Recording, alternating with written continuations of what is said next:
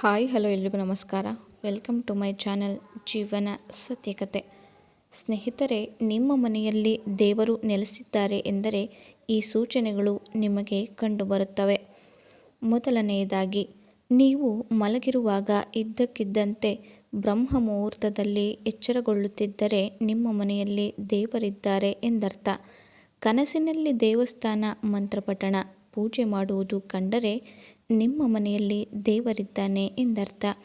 ಹಾಗೂ ಮನೆಯಲ್ಲಿ ಅಪ್ಪ ಅಮ್ಮ, ಅಜ್ಜ ಅಜ್ಜಿಯನ್ನು ಯಾರು ಆರೈಕೆ ಮಾಡುತ್ತಾರೋ ಅಂತಹವರ ಮನೆಯಲ್ಲಿ ದೇವರು ಸದಾ ನೆಲೆಸಿರುತ್ತಾನೆ. ಮಕ್ಕಳು ಒಳ್ಳೆಯ ಸಂಸ್ಕಾರದಿಂದ ಬೆಳೆಯುತ್ತಿದ್ದರೆ ಅಂತಹವರ ಮನೆಯಲ್ಲಿ ದೇವರು ಸದಾ ನೆಲೆಸಿರುತ್ತಾನೆ. ಮನೆಯಲ್ಲಿ ಗಂಡ ಹೆಂಡತಿ ಮುಂಜಾನೆ ಬೇಗ ಎದ್ದು ಯಾರು ಕೆಲಸಗಳನ್ನು ಮಾಡುತ್ತಾರೋ ಅಂತಹವರ ಮನೆಯಲ್ಲಿ ದೇವರು ಎಂದಿಗೂ ನೆಲೆಸಿರುತ್ತಾನೆ. ಮನೆಯಲ್ಲಿರುವ ಎಲ್ಲ ಸದಸ್ಯರು ಯಾವಾಗಲೂ ಒಳ್ಳೆಯದನ್ನೇ ಯೋಚಿಸುತ್ತಿರುವವರ ಮನೆಯಲ್ಲಿ ದೇವರು ಎಂದಿಗೂ ನೆಲೆಸಿರುತ್ತಾನೆ. ಎದ್ದ ತಕ್ಷಣ ಭೂಮಿಗೆ ಕಾಲಿಡುವ ಮುನ್ನ ನಮಸ್ಕರಿಸಿ ಹಾಗೂ ಸೂರ್ಯ ನಮಸ್ಕಾರ ಯಾರು ಮಾಡುತ್ತಾರೋ ಅಂತಹವರ ಮನೆಯಲ್ಲಿ ದೇವರು ಸದಾ ನೆಲೆಸಿರುತ್ತಾನೆ.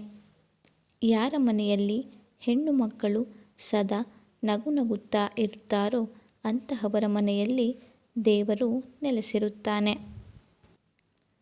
ಯಾರ ಮನೆಯಲ್ಲಿ ಗಂಡ ಹೆಂಡತಿ ಯಾವಾಗಲೂ ಸಂತೋಷವಾಗಿ ಇರುತ್ತಾರೋ ಅಂತಹವರ ಮನೆಯಲ್ಲಿ ದೇವರು ಸದಾ ನೆಲೆಸಿರುತ್ತಾನೆ.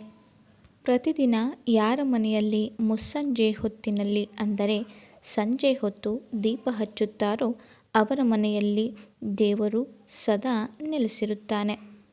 ಹಿರಿಯರ ಮಾತಿಗೆ ಗೌರವ ಕೊಡುವ ಮನೆಯಲ್ಲಿ ಎಂದಿಗೂ ಪರಮಾತ್ಮ ನೆಲೆಸಿರುತ್ತಾನೆ. ಯಾರ ಮನೆಯಲ್ಲಿ ಊಟವನ್ನು ಗೌರವಿಸುತ್ತಾರೋ ಹಾಗೂ ಅನ್ನಪೂರ್ಣೇಶ್ವರಿಯನ್ನು ಕಣ್ಣಿಗೆ ಹೊತ್ತುಕೊಂಡು ಊಟ ಮಾಡುತ್ತಾರೋ ಅವರ ಮನೆಯಲ್ಲಿ ಸದಾ ದೇವರು ನೆಲೆಸಿರುತ್ತಾನೆ. ಯಾರ ಮನೆಯಲ್ಲಿ ಕಪ್ಪು ಇರುವೆಗಳು ಗುಂಪು ಗುಂಪಾಗಿ ಕಂಡು ಬರುತ್ತವೋ ಅಂತಹವರ ಮನೆಯಲ್ಲಿ ದೇವರು ನೆಲೆಸಿರುತ್ತಾನೆ. ಯಾರ ಮನೆಯಲ್ಲಿ ಅತಿಥಿಗಳನ್ನು ಗೌರವದಿಂದ ಕಾಣುತ್ತಾರೋ ಹಾಗೂ ಒಳ್ಳೆಯ ಸತ್ಕಾರ ಮಾಡುತ್ತಾರೋ ಅಂತಹವರ ಮನೆಯಲ್ಲಿ ದೇವರು ಸದಾ ಇರುತ್ತಾನೆ. ಯಾರು ಹಸಿದವರಿಗೆ ಅನ್ನವನ್ನು ನೀಡುತ್ತಾರೋ ಅಂತಹವರ ಮನೆಯಲ್ಲಿ ದೇವರು ಎಂದಿಗೂ ಸದಾ ನೆಲೆಸಿರುತ್ತಾನೆ.